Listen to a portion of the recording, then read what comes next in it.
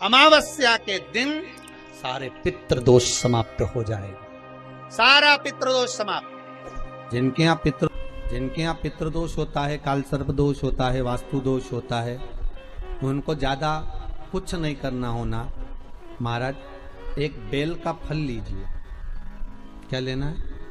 Bell का फल, बेलपत्री का जो फल होता है उसको ले लो। उसके अंदर का जो गुर्दा होता है, अंदर का जो भाग होता है, उसको निकाल लीजिए और उस बेल के फल में आटा सेक कर उसमें शक्कर मिलाकर उसको उसके अंदर भर लीजिए।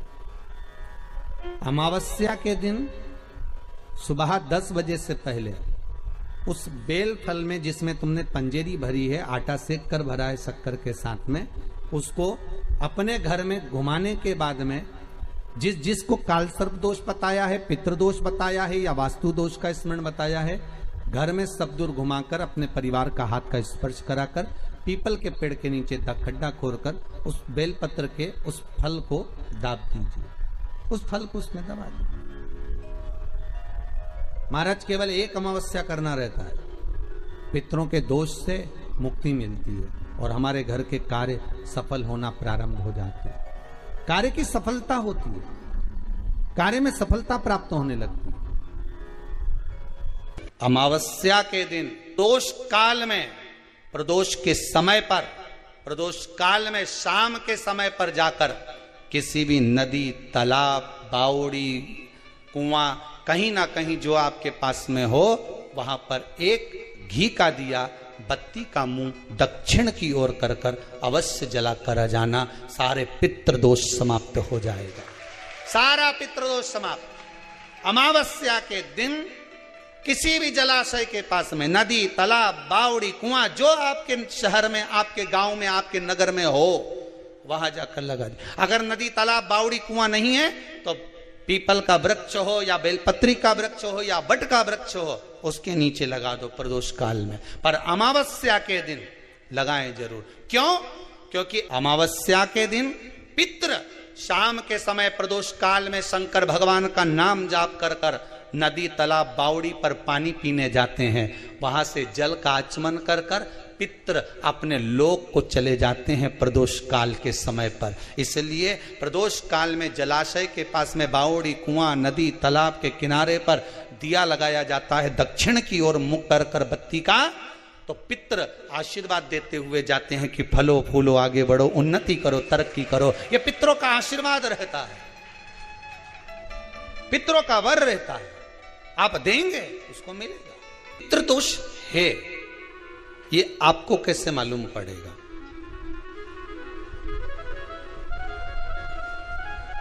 पितृ भूखे हैं, इसका तो वर्णन हमने पहले कर दिया कि रात्रि को जब आप सोने के बाद में 1-1.5 घंटे बाद अगर आपकी नींद खुल जाए, 1 घंटा 1.5 घंटा आप सो लिए, उसके बाद जो नींद खुली तो 1-1.5 घंटे तक अगर आपको नींद नहीं आ रही है, रात्रि को सोने के बाद में 1 घंटे बाद जब उठे तो आपको प्यास लग गई, भूख लगने लगी, प्यास लगने लगी कि मेरे को पानी पीना पड़ेगा, घबराहट हो रही, पानी पीना पड़ेगा।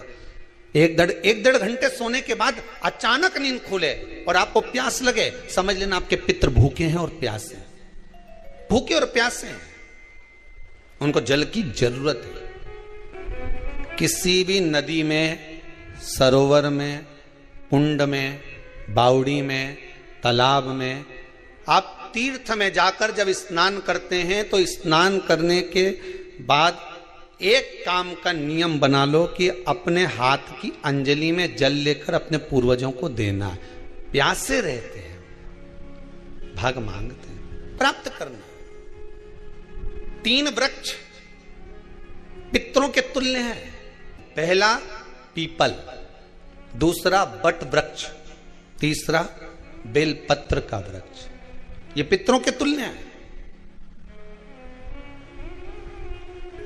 अगर आपको रात्रि में नींद नहीं आ रही है, ऐसा लगता है कि रात्रि को 1 घंटा 1.5 घंटा सोने के बाद कुछ गलत गलत विचार आने लगते हैं, नींद सुबह 3 बजे तक, 4 बजे तक नहीं आती, 4 बजे के बाद फिर नींद आती है, तो एक प्रैक्टिकल जरूर कर देखना।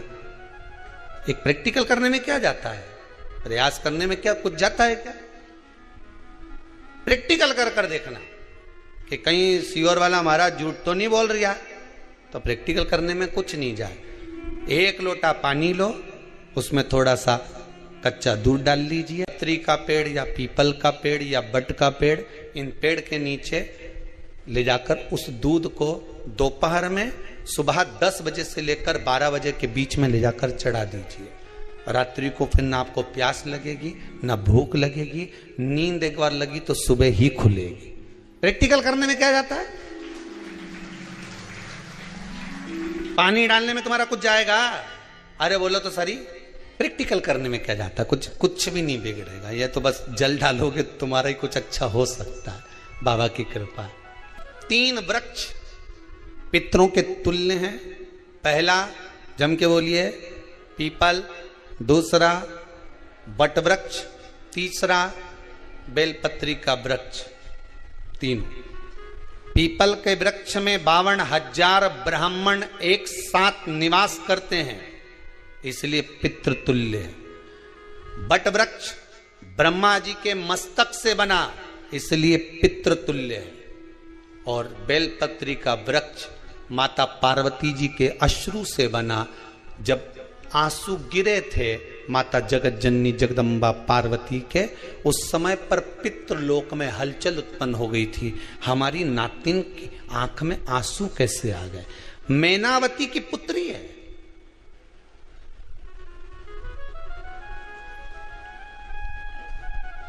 पितरों की नातिन, इसकी अश्रु कैसे गिर गए?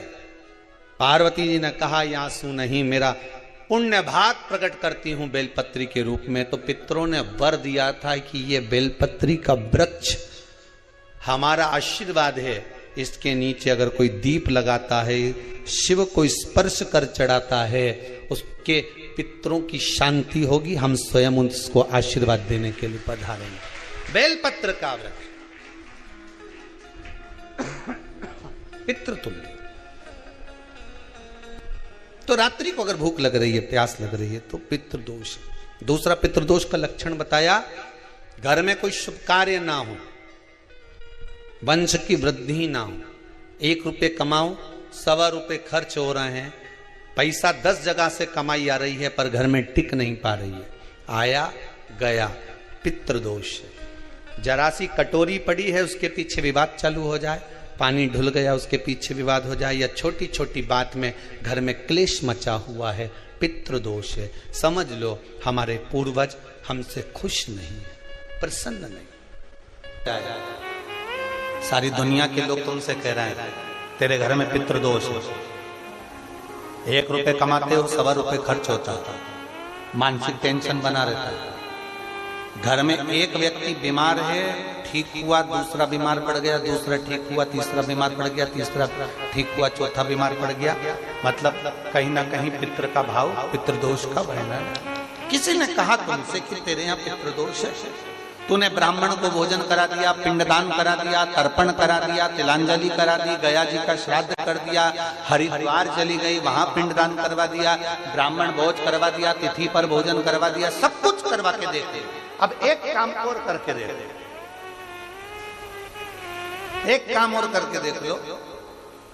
जब तुम घर में भगवान शंकर की आरती, तुम्हारे घर में शंकर जी का शिवलिंग है, भले काय का भी हो, छोटा सा, भले सीहोर का कंकर शंकर हो, नर्मदा का कंकर हो, चाहे शंकर पारद के हो, पीतल के हो, स्टील के हो, लकड़ी के हो, जिसके भी हो, लोहे के हो, पाषाण के हो, जिसके भी हो, शंकर का शिवलिंग अगर हमारे घर में है और आप रोज प्रतिदिन भगवान की आरती करते हो, प्रतिदिन, और आपको लग रहा है कि मेरे यहाँ तकलीफ चल रही है, ये ठीक ही नहीं हो रही, लगभग 1.5 महीना आप कम से कम 45 दिन, 1.5 महीने के करीब में ऐसा प्रयास करना कि भगवान की आरती, शंकर भगवान के शिवलिंग की आरती करने के बाद उस दिए को भगवान के सामने मत रखो, उस दिए को उठाकर जहां तुम पानी का मटका रखते हो, हंडा रखते हो, जिससे तुम पानी पीते हो, तुम्हारे रसोई घर में जो पानी का मटका, हंडा, बाल्टी, आरओ का पानी जिस मटके में गिरता है, हंडे में गिरता है, जिसको हमारे यहाँ पितरों का स्थान कहते हैं, उस स्थान पर उस मटके के पास में, उस हंडे के पास में, उस बाल्टी के पास में, जहां रसोई घर में पानी रखते हो, उस रसोई घर में पानी जहां रखते हो, उसके पास में उस दिए को भगवान के सामने नहीं रखना। आरती उतारने के बाद उस दिए को ले जाके सीधे परिंडे के पास में, उस हंडे के पास में, मटके के पास में उसको रखो। केवल 1.5 महीना कर कर देखना। 1.5 महीने के बाद तुम्हें मालूम पड़ेगा कि हम वापिस उन्नति की सीढ़ी पर चढ़ना प्रारंभ करती है, हमें फल मिलना चाहिए।